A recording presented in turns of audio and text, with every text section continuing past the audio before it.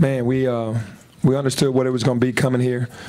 Knew it was going to be about protecting the ball and boxing out, and we didn't get it done. I got to do a better job of that with my squad, of being more prepared to play a game like this. They're going to give you 40 minutes of nothing but energy, and you have to be prepared for it. And we didn't get the job done. So I'm proud of the guys' effort on the shooting percentage. We did what we do, but they got 19 offensive rebounds, and we turned the ball over 17 times.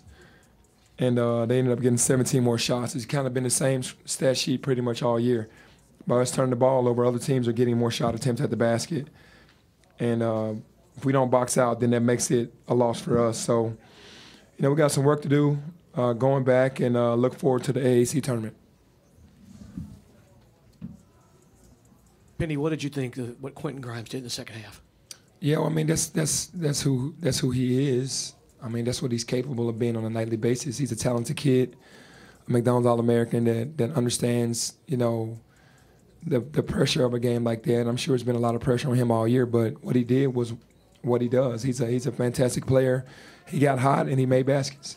What do you think of this Houston team, the potential, what it could do this year since you've played them twice? Yeah, their energy is going to keep them in a lot of games. Sometimes they struggle scoring because they go to Caleb and they go to Quentin, and then they'll try Marcus Sasser. They'll try those guys individually, and then they'll go to Jarreau. He picks one guy at a time to ISO and kind of get it going. And when they miss, they just crash. That's why they're number one in the country at offensive rebounding. So they try to get one of those guys going, and usually one of those guys or two of those guys get going. And with that, the way how hard they play and how they offensive rebound, they're going to be in every game. So the sky's the limit for their team, the way that they play. Coach, they didn't shoot the ball. Houston didn't shoot the ball well to start the game. Was it something that y'all were doing defensively that y'all weren't able to keep up later in the game? What was the change for you? I think, the same shots that we contested, they started making. I think some shots that Quentin made in the second half were contested. Only a couple were, maybe one or two were kind of open, but everything else was tough. And he stepped up to the level, but they made shots. They only made 3 threes. We knew that they weren't going to shoot a lot of threes. Marcus usually shoots the most threes, and we knew what their game was going to be. They're going to shoot open shots, and if they're not making them, they're going to go board it. But I think in the second half they made tough shots.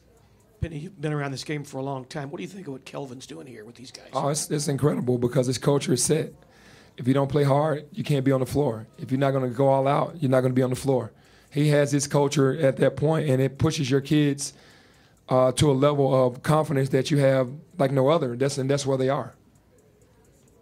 Coach, what do you tell your team on the way back to Memphis to keep their energy up? And then what do you tell them to stay prepared for this AAC tournament? Yeah, I mean, when you look at the score sheet, the percentages that we held them to, Caleb Mills going 1 for 13, and, that's their guy. I mean, Jarreau went 2 for 9.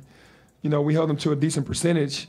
You're just telling them that we're doing what we're supposed to do. We're just not boxing out and rebounding. I think if we protect the ball and box out, we have an opportunity to win games.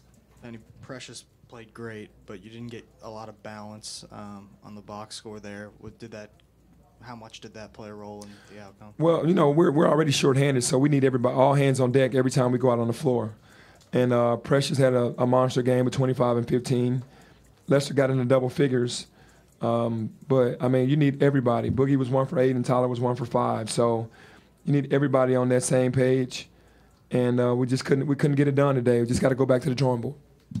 Penny, obviously, who knows what's going to happen with the tournament and all that, but you probably think you have to win the AAC tournament. That's the safest way. What, in your mind, is the formula for this team to go to Fort Worth and win 3-4 games in a row? I mean, we just keep defending the way that we defend. We've been defending really well. We're just not protecting the ball and getting the rebound. I think that's just what the stat sheets show in the losses. We got to protect the ball and box out. And we're going to need to make shots in the tournament as well. You need to make shots. If you look at all the teams that win it, a couple guys get hot. You can play as much defense as you want. You still got to put the ball in the basket. And I know defense wins championships, but it will look good because we have so many shooters for us to shoot a great percentage from the three-point line in that tournament as well.